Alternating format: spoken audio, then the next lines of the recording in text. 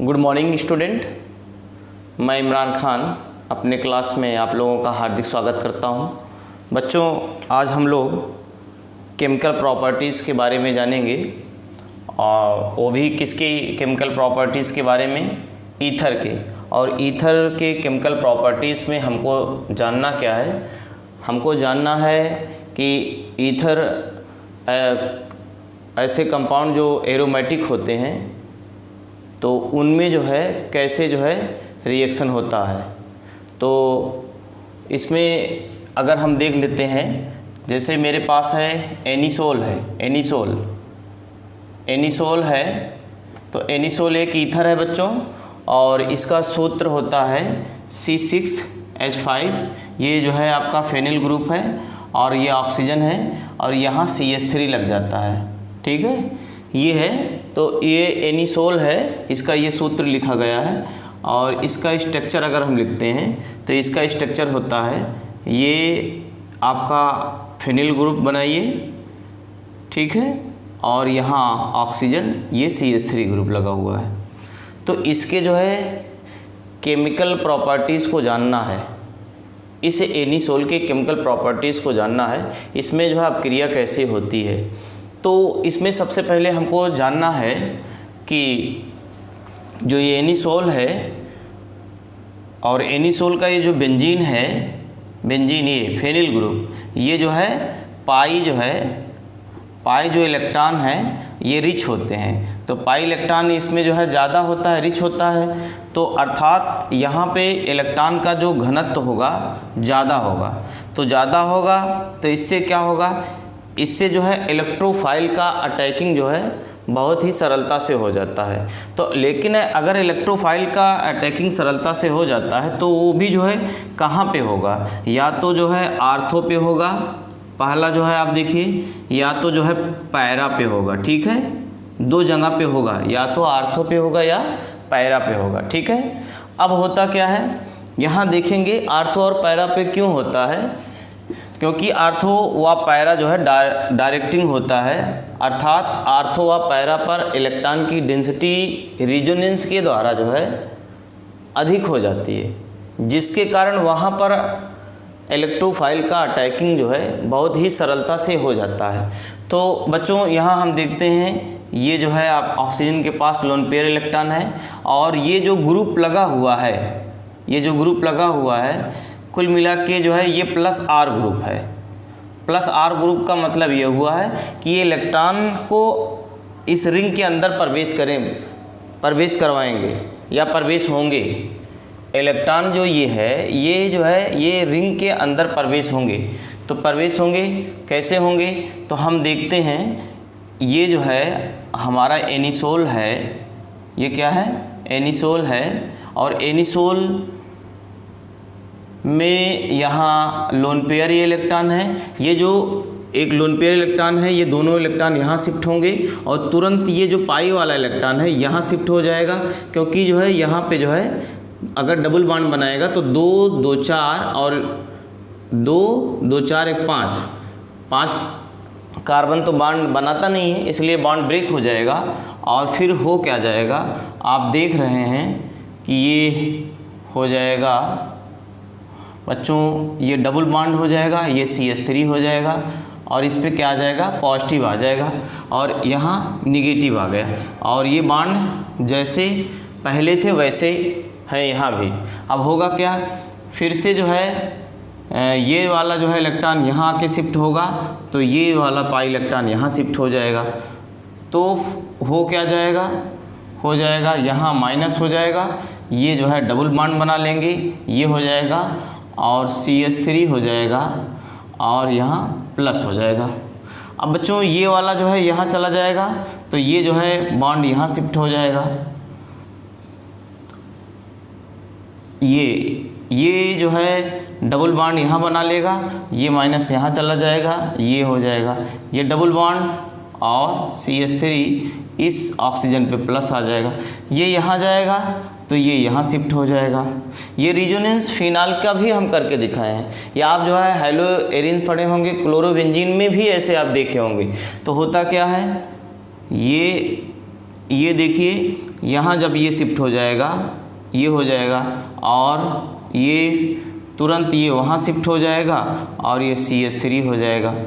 कुल मिला के जो लोन पेयर रिजोनेंस अनुनाद के द्वारा अंदर गया था वो क्या हो गया, बाहर हो गया।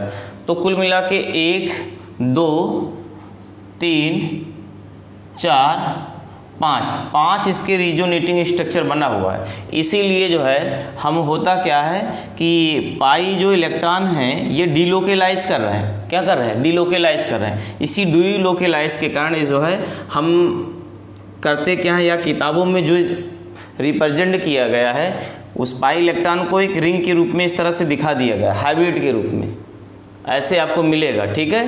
क्योंकि वो एक जगह पे नहीं है, वो क्या कर रहे हैं, डीलोकेलाइज कर रहे हैं, और ये इस प्रकार से एक रिजोनेटिंग स्ट्रक्चर जो है एनिसोल का बन रहा है। तो बच्चों इसमें हम देख क्या रहे हैं, देख रहे हैं इलेक्ट्रॉन की डेंसिटी एक बार यहाँ पे जो है ज़्यादा है, फिर एक बार यहाँ पे हो रहा है, फिर जो है एक बार यहाँ पे हो रहा है। तो इसका मतलब यहाँ जब इलेक्ट्रॉन की डेंसिटी ज़्यादा हो जा रही है तो अर्थात जो है इस पोजीशन पे हो रही है, इस पर हो रही है, इस पर हो रही है। तो ये पोजीशन आपका आर्थो कहलाता है, ठीक है, आर्थो, और ये वाला क्या कहलाता है, पैरा कहलाता है, ठीक है, क्लियर है। अब वो इसमें जब वो इलेक्ट्रोफाइल का अटैक अगर होगा तो इस पे होगा या तो किस पे होगा, इस पे होगा, ठीक है।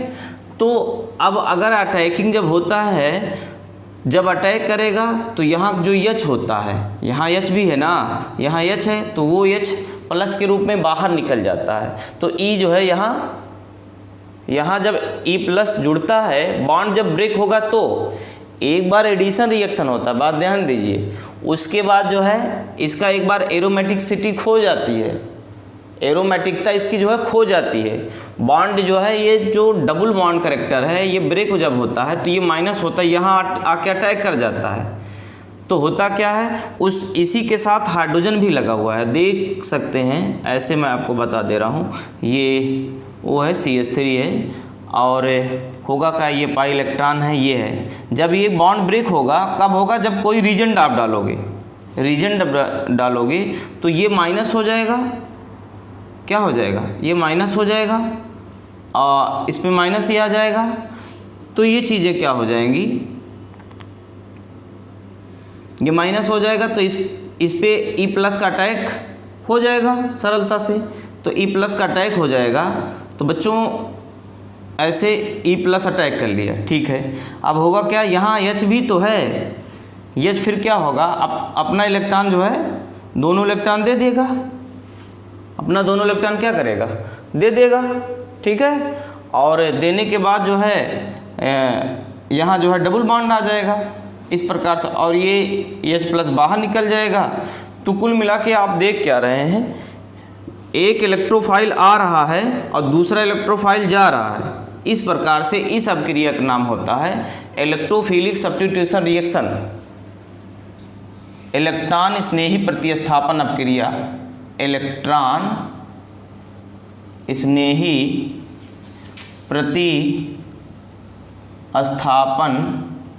अपक्रिया। तो इस अपक्रिया का पूरा नाम क्या होता है, इलेक्ट्रॉन स्नेही प्रतिस्थापन अपक्रिया होता है, ठीक है। अब हम लोग क्या करेंगे, इसकी जो है मैकेनिज्म को हम लोग जानेंगे। तो कैसे होती है मैकेनिज्म में, ये रिएक्शन कैसे होते हैं, इसको यहाँ क्रिया विधि के माध्यम से भी हम जानेंगे। तो सबसे पहले हम क्या करते हैं कि एक एक करके इस पोजीशन पर कौन कौन से जो है अटैकिंग होता है, और हमको NCERT के अकॉर्डिंग क्या क्या पढ़ने हैं वो जो है हमको जानना है। सबसे पहले हमको जो है पढ़ना है क्या है, ब्रोमिनेशन या हाइलोजिनेशन, हाइलोजिनेशन। तो हाइलोजिनेशन जिसको जो है हाइलोजनीकरण कहते हैं, हाइलोजनीकरण कहते हैं, हाइलोजनीकरण कहते हैं। इसमें बच्चों सबसे जो इम्पॉर्टेंट है वो है ब्रोमिनेशन। क्या है,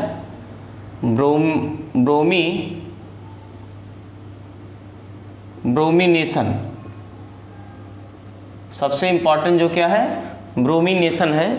अब होता क्या है, मेरे पास जो है एनिसोल है, ये एनिसोल है, ठीक है, यही तो एनिसोल है। इस पे क्या किया जाता है, Br2 जो है ब्रोमीन की अपक्रिया करवाई जाती है और साथ ही साथ जो है COOH एथेनोइक, ये एथेनोइक जो है सॉल्वेंट के रूप में इस्तेमाल किया जाता है। इसका नाम क्या है, एथेनोइक एसिड, अथवा इसको और क्या कहते हैं, एसिटिक एसिड कहते हैं। अब बच्चों होगा क्या, हम आपको ये बताएं, ये Br2 है, तो Br2 जो हमारा है ये ऐसे लिख सकते हैं, ये ब्रेक हो जाएगा, ये -1+, तो ये वाला क्या है, इलेक्ट्रोफाइल का काम करेगा। तो इलेक्ट्रोफाइल ये किस पर अटैक करेगा, यानी कि Br+ यहाँ अटैक करेगा, रेजोनेंस के द्वारा आपने देखा है, या यहाँ अटैक करेगा। तो दो चीज़ें हैं, एक जो है आपका जो है उत्पाद बनेगा यहाँ OCH3 और यहाँ Br, ठीक है, इसका नाम हो जाएगा आर्थो ब्रोमो एनिसोल, ये नाम हो जाएगा। प्लस दूसरा क्या बनेगा, दूसरा बच्चों क्या बनेगा, दूसरा बनेगा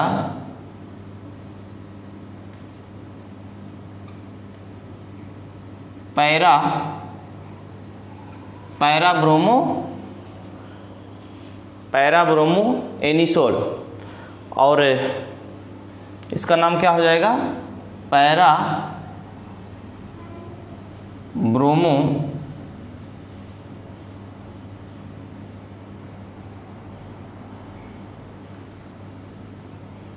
एनिसोल, ये हो जाएगा। और बच्चों ये आपका जो है मुख्य उत्पाद कहलाएगा, ज़्यादा से ज़्यादा यही जो है पैरा वाला बनता है, और ये आपका जो है निम्न उत्पाद कहलाएगा, निम्न उत्पाद कहलाएगा। ऐसा कारण क्या है, ड्यू टू जो है यहाँ स्टेरिक हिंड्रेंस कम है, यहाँ स्टेरिक हिंड्रेंस कम है, और ये सिमेट्रिकल है, सममित के रूप में है, और जितना सममित होता है उतना जो है उत्पाद बनने के चांस ज़्यादा होते हैं। यहाँ देखिए बड़े बड़े ग्रुप जो है पास पास आ गए हैं, तो रिपल्सन होगा, जिससे जो है ये जो है उत्पाद बनने के चांस कम होंगे। तो बच्चों इसमें हम देख रहे हैं सर, आप ये सोचते होंगे कि H+ अगर Br+ इस पर अटैक कर रहा है तो निकल क्या रहा है, तो यहाँ CH+ निकल रहा है ना, तो H+ अगर निकलेगा, और अभी जो है इस सोल्यूशन में Br बचा हुआ है, तो Br-, ये Br-, यहाँ CH+ निकलेगा, तो ये चीज़ें क्या हो जाएंगी, HBr निकलेगा। तो कुल मिला के यहाँ आप ये भी दिखा सकते हैं HBr साथ में निकल जाएगा। कोई ज़रूरी नहीं है, इसको जो है ज़रूरी नहीं दिखाना, ठीक है, लेकिन आपके जो है दिमाग में ये चीज़ें अगर चल रही होंगी कि इसमें और चीज़ें क्या निकलेंगी बाई प्रोडक्ट के रूप में, तो वो जो है HBr के रूप में जो है बाहर निकलेगा, ठीक है। ये चीज़ें हैं, इसको आप नोट कर लीजिए, ये क्या कहलाता है, हाइलोजिनेशन में ब्रोमिनेशन कहलाता है, ठीक है, नोट कर लीजिए।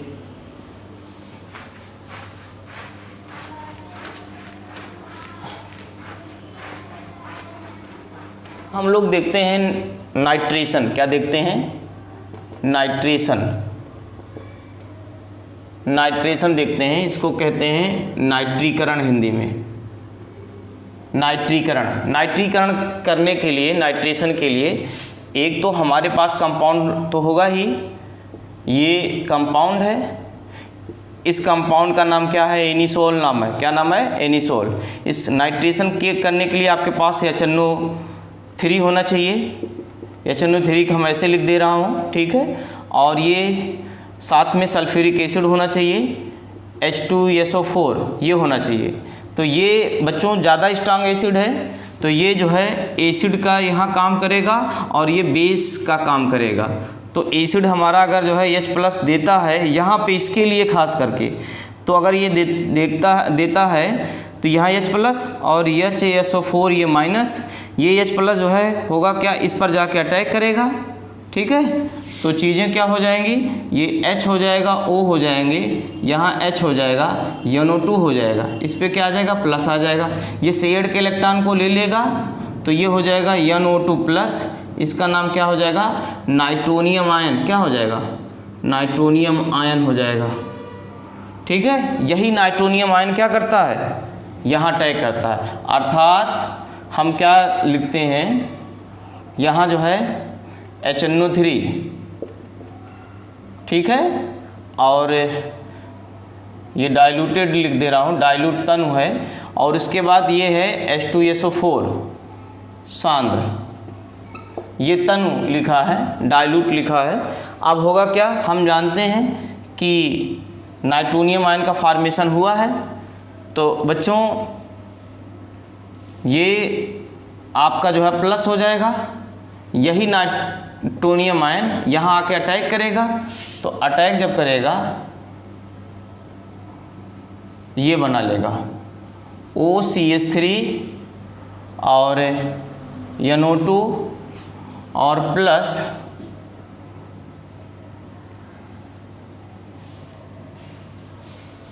OCH3 NO2। यहाँ पे जो है आप देख रहे हैं कि नाइट्रेशन करवा रहे हैं, तो नाइट्रोनियम आयन आर्थो पे और पैरा पे अटैक किया है, इसका नाम क्या हो जाएगा, इसको 1 और ये 2 कर सकते हैं, तो ये हो जाएगा क्या 2 नाइट्रो एनिसोल, 2 नाइट्रो एनिसोल, ठीक है। और ये क्या हो जाएगा, ये हो जाएगा 1 2 3 4, तो बच्चों ये क्या हो जाएगा, ये हो जाएगा 4 नाइट्रो एनिसोल, ठीक है, ये इसका नाम। लेकिन ये आपका मेजर जो है मेजर प्रोडक्ट होगा। मेजर का मतलब ये यहाँ तात्पर्य ये है कि ज़्यादा से ज़्यादा जो है यौगिक का जो है फॉर्मेशन होगा, ज़्यादा से ज़्यादा यौगिक का निर्माण होगा, ये वाला 4 नाइट्रो एनिसोल का, क्योंकि यहाँ स्टेरिक हिंड्रेंस कम है। स्टेरिक हिंड्रेंस का मतलब क्या है, ये अगर जो NO2 जो है समूह है अगर पास होता तो ये जो है साइज इसकी बड़ी होती दोनों की, जैसे यहाँ पे है ये पास आने का, यहाँ स्टेरिक हिंड्रेंस इसकी अपेक्षा यहाँ ज़्यादा है, इसलिए यहाँ चांसेस जो हैं नाइट्रो एनिसोल बनने के कम है इसके अपेक्षा। ऐसा नहीं कि ये निर्माण नहीं हो रहा, हो रहा है, लेकिन यहाँ ज़्यादा बनेगा, ये क्या बनेगा, कम बनेगा, ठीक है। आप इसको नोट कर लीजिए, फ्रीडल क्राफ्ट रिएक्शन आता है, कई बार पूछा गया है, ठीक है, बोर्ड की परीक्षाओं में जो है ये रिएक्शन कई बार पूछा गया है। तो फ्रीडल क्राफ्ट रिएक्शन किसे कहते हैं, इसके जो है इन रिएक्शन को लिखते हैं, वही रिएक्शन देख कर आपको थ्योरी बना लेना है। तो ये रिएक्शन जो है 2 होगी फ्रीडल क्राफ्ट में, एक होता है एल्काइलेशन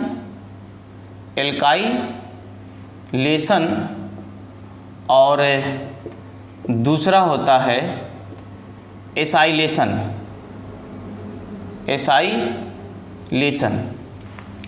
तो एल्काइलेशन में क्या करते हैं, ये है बच्चों हमारे पास एनिसोल है,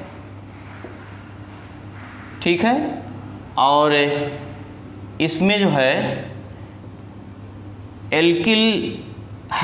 ये है आपका जो है एल्किल हैलाइड, और एल्किल हैलाइड में हम ले रहे हैं मेथाइल क्लोराइड या मेथिल क्लोराइड, और एक इस लुईस एसिड जो है AlCl3 का इस्तेमाल करना पड़ेगा। तो लुईस एसिड इस्तेमाल यहाँ ये पिछले रिएक्शन में भी हुआ था, आप चाहे फिनाल का जो है फ्रीडल क्राफ्ट रिएक्शन आप देख सकते हैं, वहाँ भी एल्काइलेशन एसाइलेशन हुआ था, या जो है क्लोरोबेंजीन में आप देखेंगे तो भी जो है एल्काइलेशन एसाइलेशन दिया था। तो आप ये सोचते होंगे कि सर 2 जो है 3 जगह यही रिएक्शन पढ़ रहे हैं, हाँ वही सेम यही है आपका जो है भाई, ये आपका सेपरेट चेंज हो रहा है, रीजेंट वही इस्तेमाल कर रहे हैं, ये रीजेंट जो है उसके बाद ये लुईस एसिड का इस्तेमाल किया जाता है। तो CH3 जो है Cl क्या है, ये जो है शेयर्ड के इलेक्ट्रॉन ले लेगा लिविंग ग्रुप, ये इसे पॉजिटिव आ जाएगा, Cl माइनस आ जाएगा, यहाँ से CH3 प्लस और Cl माइनस बाहर निकल जाएगा। बच्चों AlCl3 हम जानते हैं ऐसे स्ट्रक्चर इसका होता है, तो एक बॉन्ड में कितने इलेक्ट्रॉन, 2 इलेक्ट्रॉन, तो इसके पास जो है इलेक्ट्रॉन की कमी है, कितने, 2 की, इसीलिए लुईस एसिड है, क्या है, लुईस एसिड है। तो ये जो Cl निकला है इस Cl को ये ले लेगा, ठीक है, ये Cl को ले लेगा, तो हो जाएगा AlCl4 माइनस, ठीक है। अब होगा क्या, हमने आपको कहा कि ये जो है इलेक्ट्रोफाइल है, E प्लस क्या है, इलेक्ट्रोफाइल है, इसी का अटैकिंग होगी तो 2 स्थान पे होगा, या तो अर्थ होगा या तो क्या होगा, पैरा होगा। तो बच्चों यहाँ आप देखिए ये जो है OCH3, यहाँ CH3 और प्लस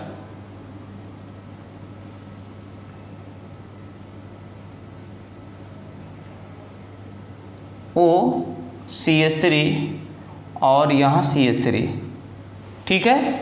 तो ये आपका जो है मेजर कहलाएगा, मेजर, और ये क्या कहलाएगा, माइनर कहलाएगा, ठीक है। ये ज़्यादा उत्पाद बनेगा और ये क्या बनेगा, कम। ड्यू टू कारण क्या है, यहाँ स्टेरिक हिंड्रेंस कम है और ये सिमेट्रिकल जो है कंपाउंड है, ये जो है स्टेरिक हिंड्रेंस ज़्यादा है और ये एसिमेट्रिकल है या अनसिमेट्रिकल है। यही कारण है कि यहाँ मेजर उत्पाद बनता है। बच्चों अगर इसका नाम लिखना चाहते हैं तो ये वाला जो ग्रुप है, ठीक है, इसको जो है सब्स्टिट्यूएंट के रूप में जो है ये जो है पहले नाम दिया जाएगा। तो ये 1 हो जाएगा, ये 2 हो जाएगा, यहाँ ये 1 हो जाएगा, 2 हो जाएगा, 3 हो जाएगा, ये 4 हो जाएगा। तो ये हो जाएगा 2-मेथॉक्सी,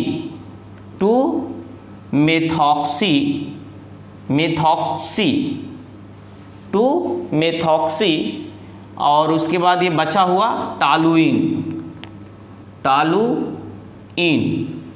यहाँ देखिए 4-मेथॉक्सी और टालुइन, नोट कर लीजिए इसको भी। अब इसी प्रकार से एक रिएक्शन और होता है एसाइलेशन। एसाइलेशन में क्या होगा, यहाँ जो है CH3 जो है आप ग्रुप जो है एल्काइलेशन में जो है आर्थो और पैरा पर CH3 जो है मेथिल ग्रुप का प्रवेश जो है हुआ है। इसमें किसका होगा वही आपको जानना है, किसका होगा। यहाँ देखिए ये एनिसोल है, एनिसोल ये रिएक्शन है और इसमें जो है एसिड क्लोराइड का जो है आपकी डालोगे, एसिड क्लोराइड में ये, ठीक है, CH3COCl डालेंगे। यहाँ से ये जो है और साथ में AlCl3 लुईस एसिड का इस्तेमाल करेंगे, ये जो है निकल जाएगा, ठीक है, इस पे प्लस आ जाएगा तो होगा क्या, CH3C डबल बॉन्ड, इस पे प्लस आ जाएगा और ये Cl जो माइनस निकलेगा ये लुईस एसिड है, इसके साथ मिलके जो है क्या बना लेगा, AlCl4 माइनस। ये चीज़ें आपको लिखना नहीं है, हम आपको बता रहे हैं कि ये इलेक्ट्रोफाइल है, क्या है, इलेक्ट्रोफाइल है। इसी इलेक्ट्रोफाइल का अटैकिंग यहाँ पे होना है तो होगा क्या, कुछ नहीं करना, एक पे जोड़ देना है आपको, क्या, OCH3 और ये क्या हो जाएगा, COCH3, ठीक है, और प्लस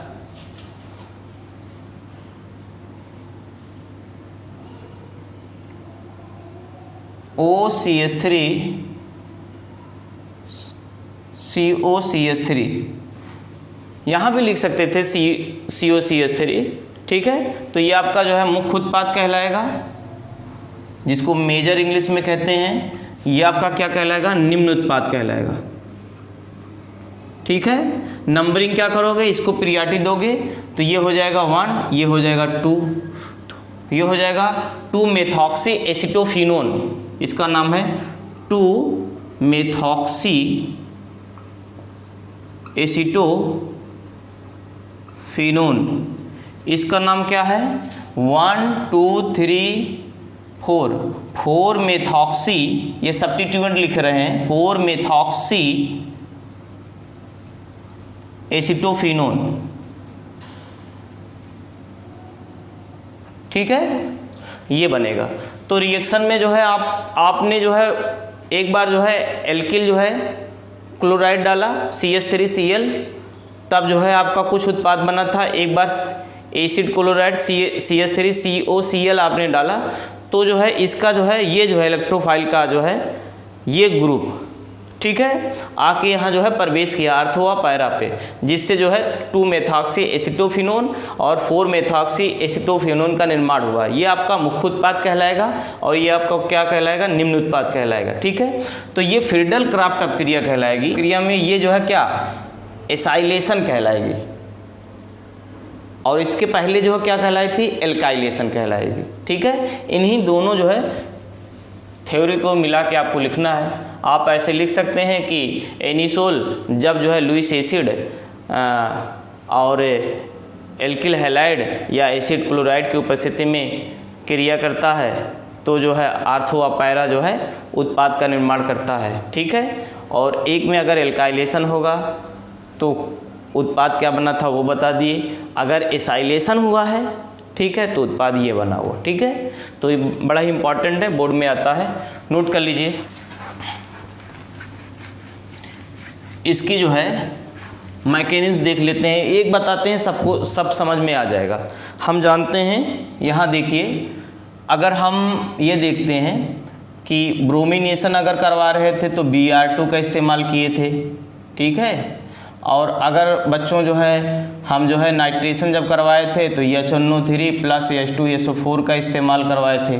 ठीक है, और उसके बाद एल्काइलेशन अगर किया गया था तो CH3Cl का और प्लस लुईस एसिड का इस्तेमाल किया गया था, प्लस AlCl3 का इस्तेमाल किया गया था। और बच्चों यदि जो है एसाइलेशन जो हुआ है CH3COCl का इस्तेमाल हुआ है और प्लस AlCl3 का इस्तेमाल हुआ है, यही चीज़ें हैं। अब इसमें आप देखेंगे तो इसमें जो Br प्लस है, इसमें क्या है, NO2 प्लस है। ठीक है, इसमें क्या है, इसमें CH3 प्लस है, इसमें क्या है, इसमें CH3CO प्लस है। ठीक है, तो ये हमारा क्या है, ये आपका इलेक्ट्रोफाइल है। क्या है, इलेक्ट्रोफाइल है।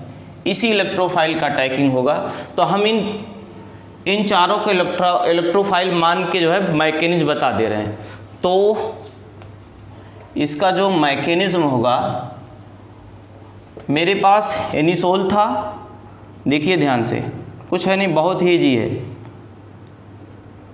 ये एनिसोल था, ठीक है, रिजोनेंस जब हुआ था, ये जो है दोनों इलेक्ट्रॉन यहाँ शिफ्ट हो गए और फिर बन क्या गया था, बन गया था डबल बॉन्ड CH3 इस ऑक्सीजन पे प्लस, और ये जो है यहाँ आके जो है शिफ्ट हो गया था, ये माइनस हो गया था। ठीक है, बाकी जो है आपका ऐसे ही है, यही है। अब आगे हम नहीं दिखाना चाहते हैं। ठीक है, इसका मतलब ये जब बॉन्ड ब्रेक होगा, ये बॉन्ड इस पे जो है, और ऐसे जो है पैरा पे भी होगा, तो होगा क्या, अब इस पे अगर बच्चों E+ का अटैक होता है तो आके यहाँ अटैक करेगा, तो चीज़ें क्या हो जाएंगी, ध्यान दीजिए, कुछ करना नहीं है, ये पॉजिटिव, ये CH3 है। ठीक है, यहाँ पे E+ का अटैक हो गया, भाई ये न्यूक्लियोफाइल, ये इलेक्ट्रोफाइल, ये न्यूक्लियोफाइल, ये इलेक्ट्रोफाइल अटैक किए और एक बॉन्ड का निर्माण कर लिए। ठीक है, हम जानते हैं यहाँ पर H है। ठीक है, H का दोनों इलेक्ट्रॉन जब यहाँ शिफ्ट होंगे तो क्या होगा, भाई कार्बन की 5 वैलेंसी होगी नहीं, जैसे ये शिफ्ट होंगे तुरंत ये बॉन्ड क्या हो जाएगा, ब्रेक हो जाएगा।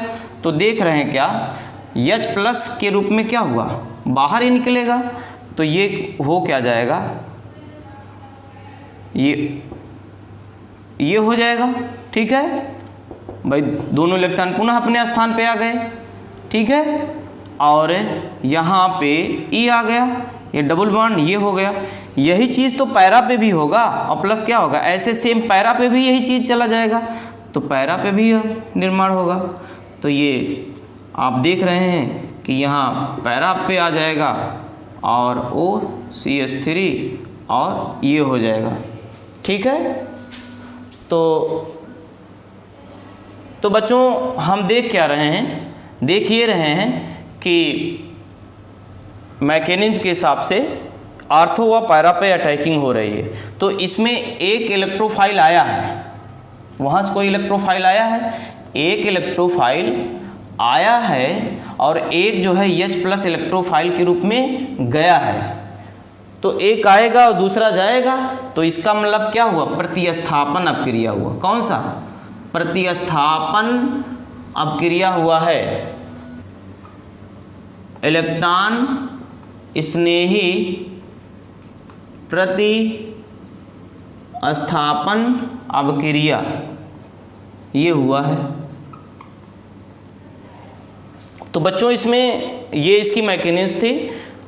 हम इसमें देख क्या रहे हैं, ऐसा नहीं है कि ये इलेक्ट्रोफाइल आएगा तो H+ ऐसे डायरेक्ट निकल जाएगा, ऐसे अटैकिंग नहीं होगी।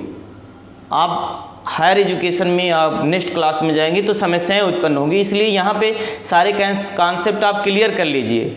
तो होता क्या है, यहाँ पहले ये डबल बॉन्ड टूटता है, आप रेजोनेंस में आप देख रहे हैं टूट भी रहा है ये चीज़ें, तो उसी समय अगर उसमें रीजन डाल देंगे तो उस पर जाके अटैक कर लेगा। ठीक है, तो कहने का मतलब एक बार एडिशन हुआ है और दूसरी बार क्या हुआ है, एलिमिनेशन हुआ है, पुनः फिर से जो है डबल बॉन्ड टूटा है, फिर से डबल बॉन्ड बना हुआ है।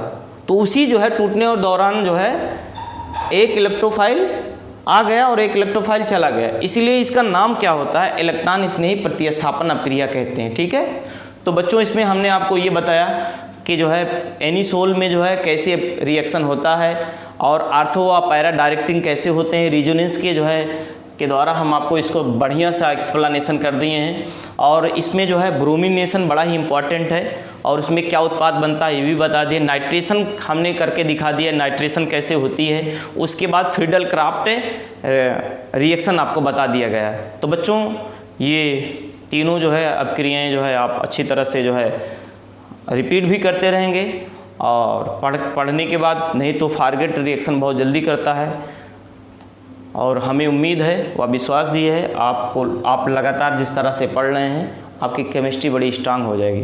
तो thank you so much, best of luck, congratulation. आप स्वस्थ रहें, मस्त रहें, हमेशा मुस्कुराते रहेंगे। Okay guys, thank you so much.